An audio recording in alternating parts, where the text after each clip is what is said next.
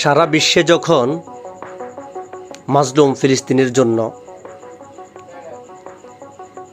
হিন্দু, বৌদ্ধ, খ্রিস্টান আন্দোলন করতেছে ইউরোপ, আমেরিকাতে, স্বয়ং ইসরায়েলে।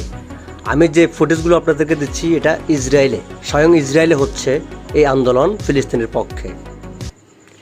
ঠিক সে মুহূর্তে বাংলাদেশের ইসলামিক মুনাফেকরা অন্য ধর্মকে প্রমোট করতে, অন্য ধর্মকে হাইলাইটস করতে ব্যস্ত।